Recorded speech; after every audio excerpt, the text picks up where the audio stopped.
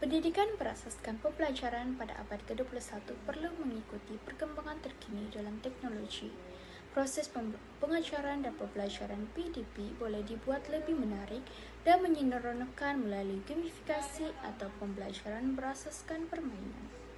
Gamifikasi ialah penggunaan elemen permainan dalam pembelajaran untuk meningkatkan motivasi dan penglibatan murid. Dengan gamifikasi, murid lebih cenderung untuk aktif dalam kelas kerana mereka menerima ganjaran, menghadapi cabaran dan mendapat maklum balas segera.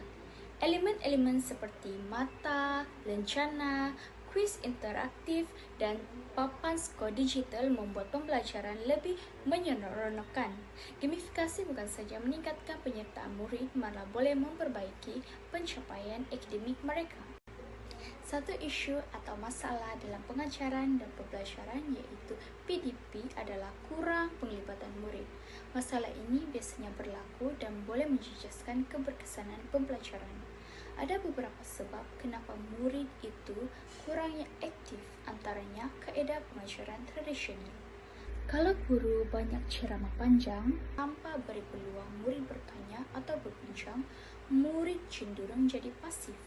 Mereka dengar sahaja tanpa faham atau terlibat secara aktif. Selain itu, kekurangan bahan interaktif juga menyumbang. Kalau tiada media digital, papan putih interaktif atau kuis online, sesi PDP menjadi membosankan. Murid kurang berminat sebab mereka tak dapat pengalaman belajar yang menyeronokkan dan praktikal. Faktor individu pun penting. Ada murid yang motivasi rendah atau keyakinan diri kurang. Ada juga yang sedang menghadapi tekanan psikologi atau masalah pribadi, jadi mereka sukar fokus dan terlibat. Strategi yang dicadangkan ialah penggunaan papan kedudukan atau lebih dikenali sebagai leaderboard. Papan kedudukan merupakan satu elemen gamifikasi yang digunakan untuk memaparkan kedudukan setiap kumpulan berdasarkan jumlah mata yang berjaya dikumpulkan sepanjang aktiviti pembelajaran dijalankan.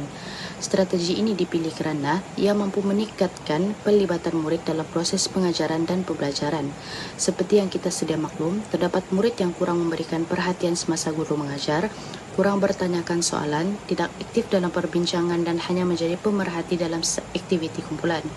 Keadaan ini boleh menyebabkan proses pembelajaran menjadi kurang berkesan dan seterusnya memberi kesan terhadap pencapaian akademik murid. Melalui penggunaan leaderboard, murid akan lebih terdorong untuk melibatkan diri secara aktif dalam aktiviti pembelajaran kerana setiap penglibatan mereka akan menyumbang kepada mata kumpulan.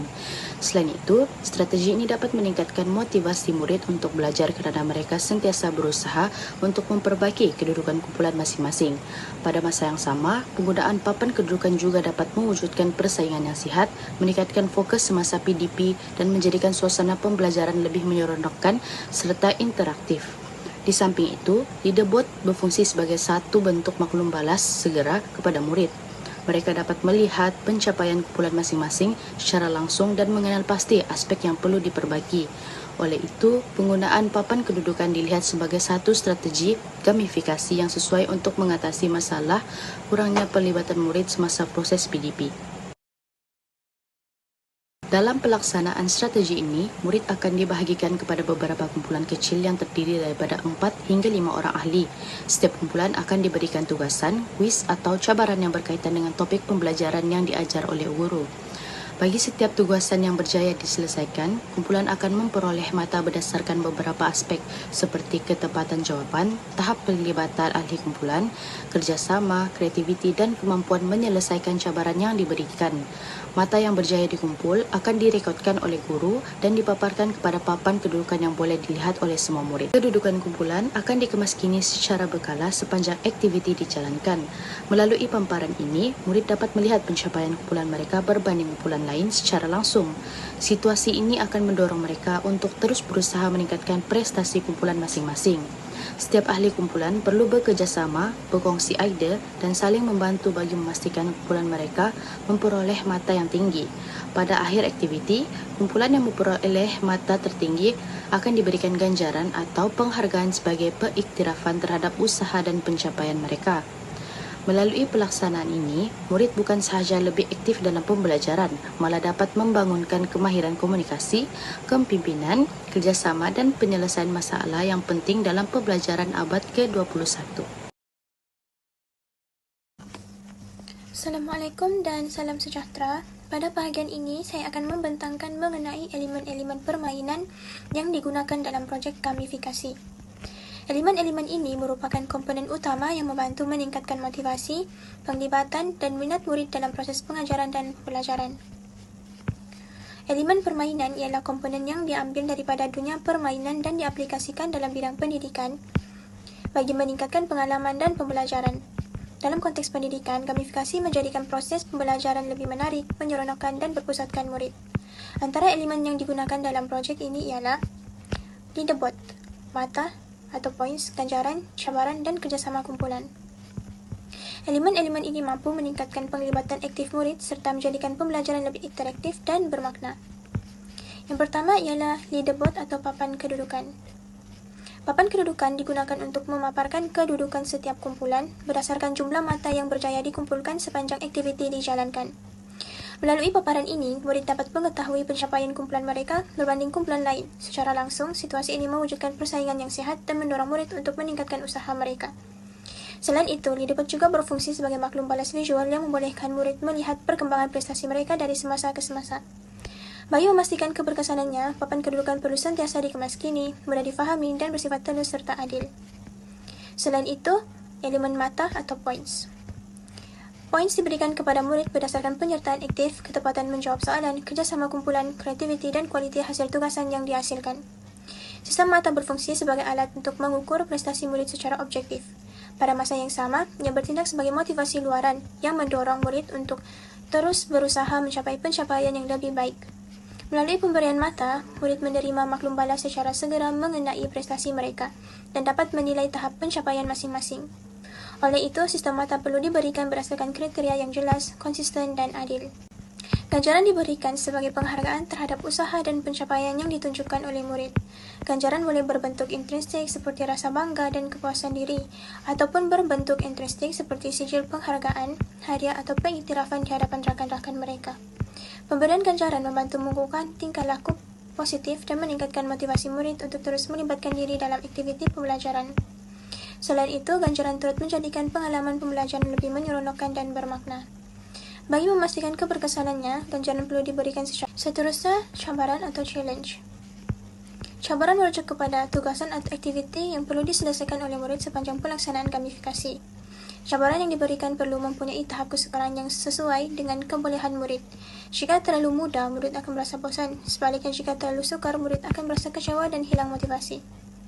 Teori zon perkembangan proksimal oleh Vygotsky mengatakan cabaran yang sesuai mampu membantu murid mengembangkan kemahiran berfikir, meningkatkan keyakinan diri, dan memperoleh pengalaman pembelajaran yang lebih bermakna. Oleh itu, elemen cabaran sangat penting bagi memastikan murid sentiasa aktif dan terlibat dalam proses pembelajaran. Akhir sekali, kerjasama kumpulan.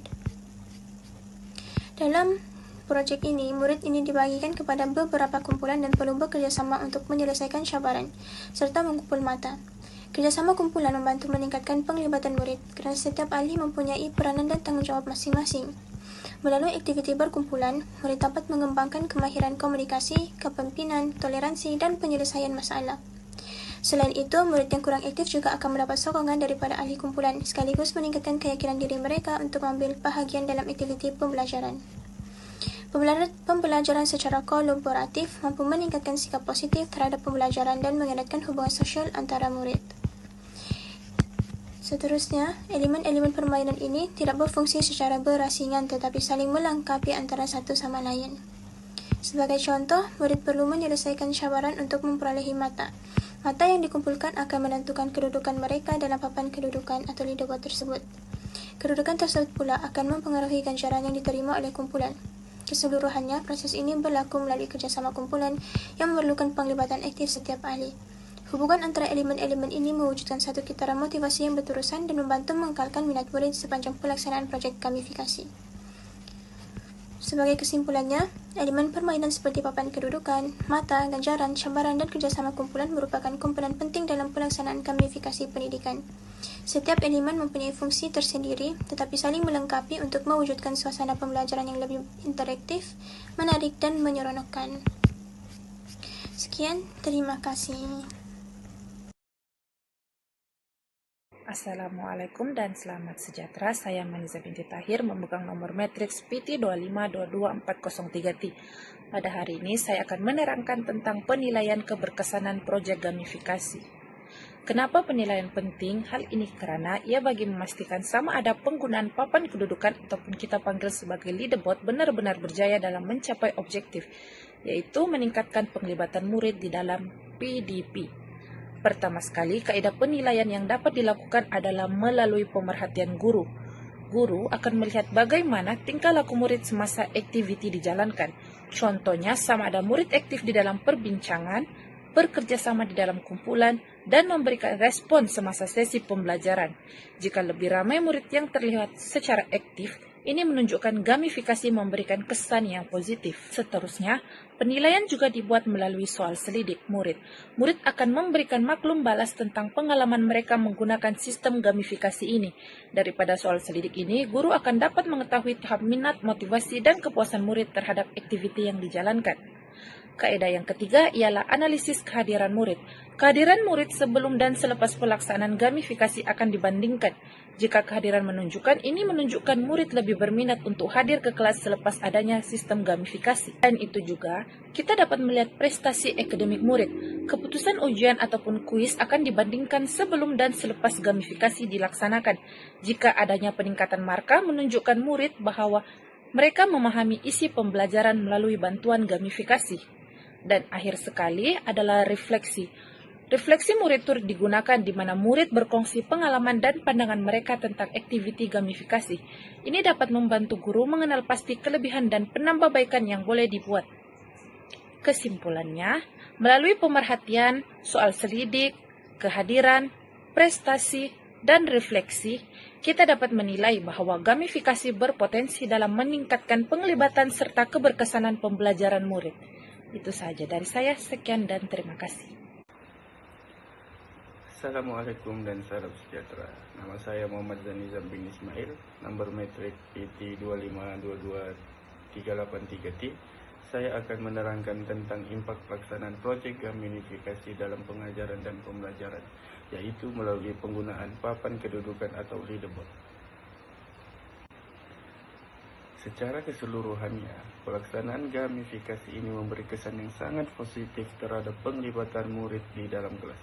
Sebelum ini, murid didapati kurang melibatkan diri semasa sesi PD. Namun selepas penggunaan sistem leaderboard, penglibatan murid dilihat semakin meningkat. Selain itu, proyek ini juga memberi impak yang sangat besar terhadap motivasi murid. Gamifikasi ini turut menggalakkan kerjasama dalam kumpulan. Murid perlu berbincang, berkongsi ide, dan bekerja sama untuk memastikan kumpulan mereka memperoleh markah yang tinggi. Hal ini secara tidak langsung membantu mereka membina kemahiran berkomunikasi, kerja berpasukan, dan rasa tanggung jawab terhadap kumpulan masing-masing. Dari aspek pembelajaran pula, murid menunjukkan peningkatan dalam pemahaman isi pelajaran karena mereka terlibat secara aktif dalam aktiviti yang dijalankan. Suasana kelas juga menjadi lebih positif dan terkawal. Ini karena murid lebih fokus kepada aktiviti pembelajaran dan wujud persaingan sehat antara kumpulan. Kesimpulannya, pelaksanaan gamifikasi melalui paparan kedudukan ini bukan sahaja meningkatkan penglibatan murid, tetapi juga memberi kesan positif terhadap motivasi, kerjasama, pemahaman, dan suasana pembelajaran secara keseluruhan.